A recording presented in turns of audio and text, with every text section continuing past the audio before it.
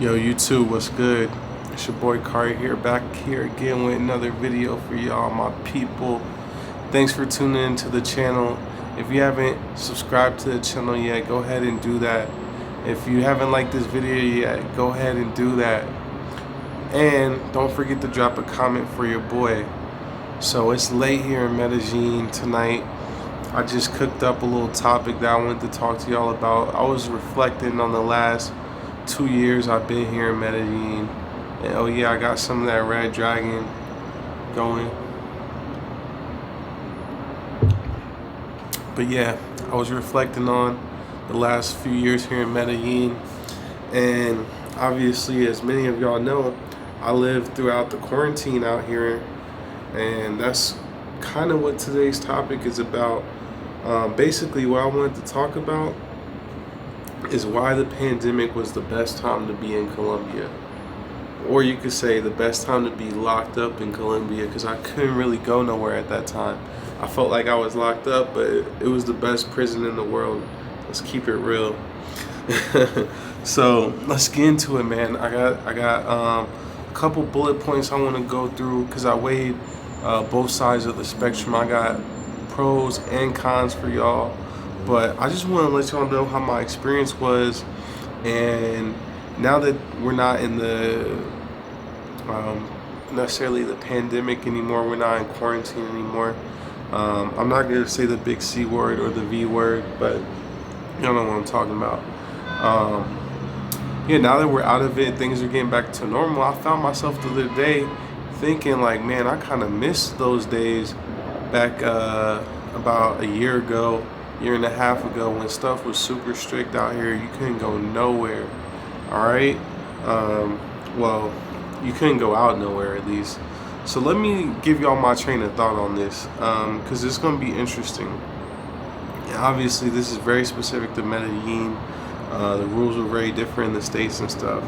But first things first, there was no place to go if you wanted to go have dinner, go to the movies, all the stuff that you usually do here in Colombia in terms of when you're dating women and stuff like that. This got a lot to do with women, but yeah, when you're dating women, they always want to go out in Colombia. They always want to go to the club or to a nice restaurant or to the movies or to the mall here and there, right?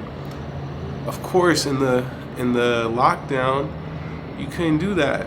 So guess what you had to do? There was only one option. Let's come over to the crib and let's get it popping. You know what I'm saying? So I think it had to be the same in the States, right? But out here it was love, because actually a lot of girls out here don't have their own spots like they got in the States. You know, a lot of girls got their own apartment, their own house, or whatever out in the States. But here, most girls live with a roommate or they live with their family.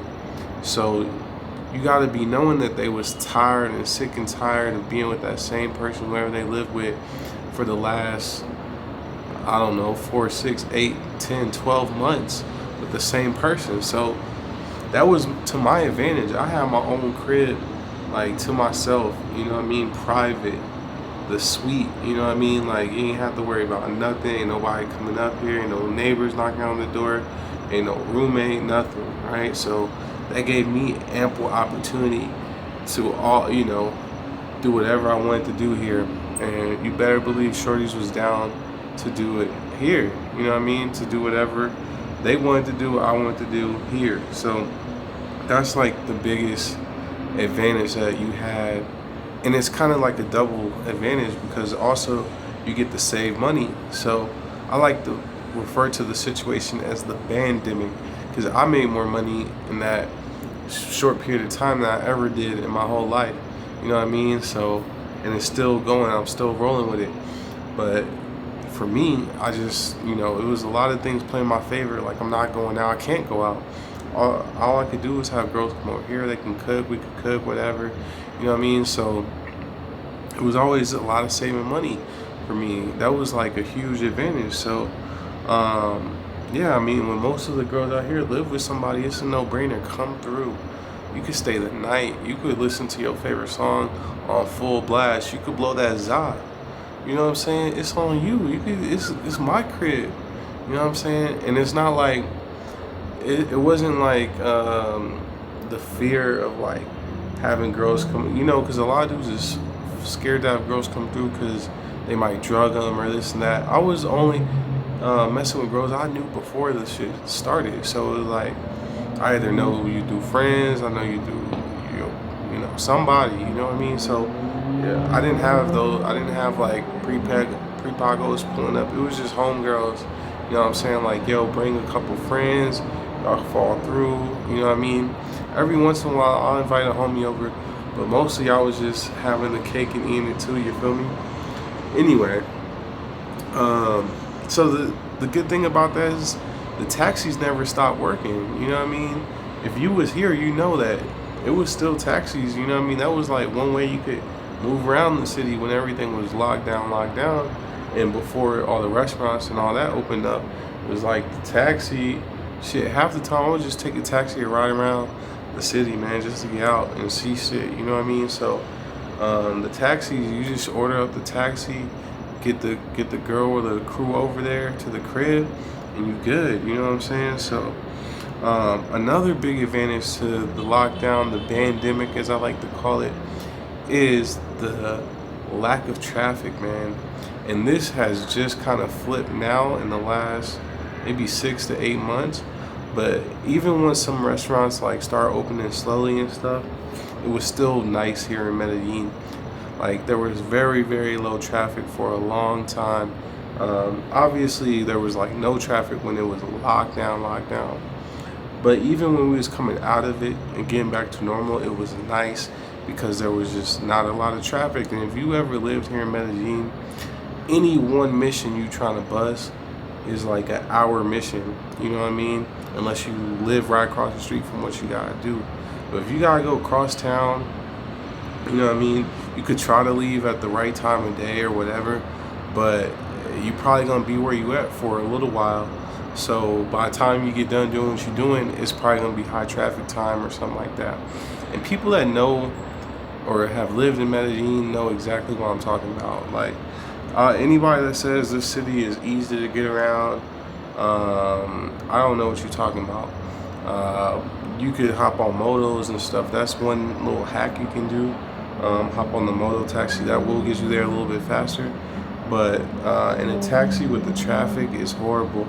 Obviously they got the metro too, but sometimes, I've been living here a long time, I've seen lines like look like it's a concert, like a Karol G concert or something, just to get into the metro. You know what I'm saying? So it just depends on the time of day with the metro. But yeah, that's a big advantage for me during the pandemic and then getting out of it, right? Like being able to move. I was doing everything, loving the city because it was like I didn't experience like that before because it was always a lot of traffic and a lot of smog and everything like that. They even went away with the pico y placa rule where you gotta only drive your car on certain days based on the last number of the license plate. For a while they suspended it because it wasn't a problem. Nobody was really on the road. But yeah, so another good thing that I loved about the pandemic, let's say, was the seemingly endless free time. So I was able to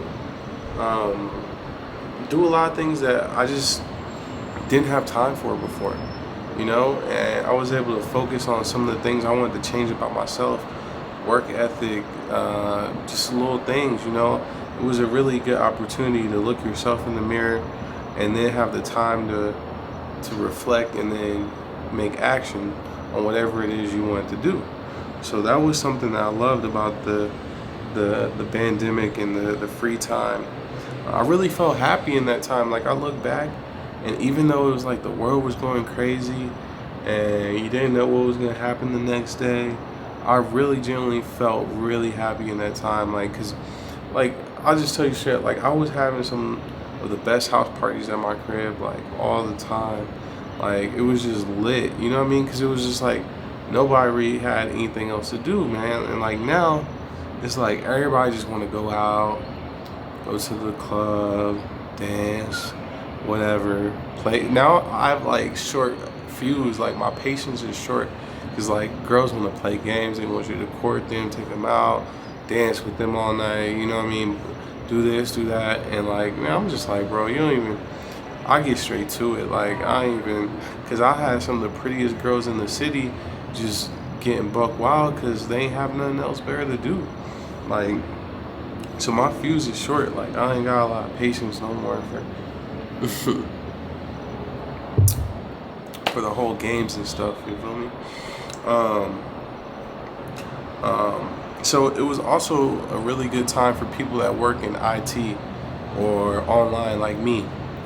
So I work in IT and I didn't miss a beat, you know what I mean? I didn't miss a check, you know what I mean? I had free money coming from stimulus, you know what I mean? It was up, you know what I mean? Like it wasn't, obviously I'm gonna touch on the other side of that when we get to the cons, but yeah, if you good with your computer, you know what you're doing, you can make some money, and there's a dark side to that one too, right? So let's get into the cons now. All right. So first off, I don't want this to sound like I'm like, man, I really love the Bandemic, right? Because it's not that. The first point being, the first con I got is just the loss of life, right? Just being a little bit depressed about the loss of life that's going on around you, the fear of you not knowing what's going on with this whole situation and all that type of stuff. It was a dark time in some ways. Obviously, it's not like I had the news on every day all the time. Like I was living in my own world here, doing all my stuff. I was working a lot, working on me a lot, so it didn't really affect me as bad. But I just gotta acknowledge that a lot of people lost their life, and that's nothing light. You know, that's not an easy pill to swallow. Second con, the inability to travel. Like that whole 2 years, I could have went to 4 or 5 different countries. I could have went all over Colombia in that time, but obviously I wasn't able to do that. Now I did have some good trips throughout the Bandemic, you know what I mean? Santa Marta, Santa Fe, Doradal, Rio Claro, all these. I went to some good spots out here, but I wish, you know, obviously if it never happened, I would have been able to do more. That's all I'm saying. And then many people, oh, hold up, the Chiba bus is going by. So many people were out of work. That's a big con. Like a lot of people lost money. A lot of people couldn't feed their family. There was a lot of hard times for a lot of people. I don't want to skip over that and act like, oh, it was just great because I'm American, I can make money online, but everybody out here is suffering. Like I realized that like Colombia is a big service economy, and for those people in that industry, it had to be a tough time. And I'm happy now that they're able to get back to work and get back to normal, or at least close to normal, right? Another thing is the out of stock and shortages, man. There was like some of my favorite restaurants, they cut back their menu. Some of my favorite restaurants went out of business. Obviously, I couldn't get things shipped in very easily. There was times where I needed to get certain things that I couldn't get. Portia! Yeah, so like I was saying, there was a lot of times where you couldn't get what you wanted. Like even like there were stores that you just couldn't get to because they were closed. Like going to Monterey, the technology mall, if I wanted to get something for my computer or something, I couldn't go because it was closed. And a lot of places out here, you actually need to pull up to get what you want.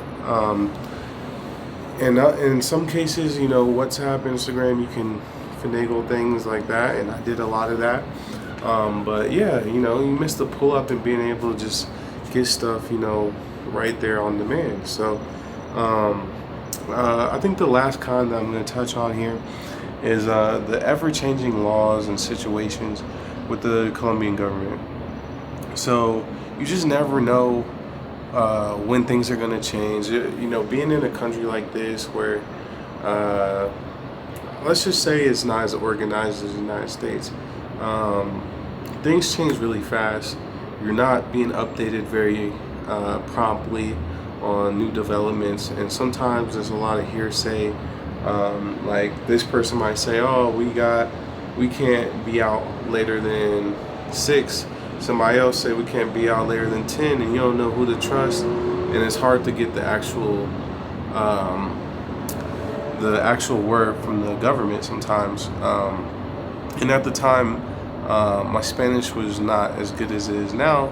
I actually been taking classes here for about a month online every 5 days a week, so it's really helping out a lot.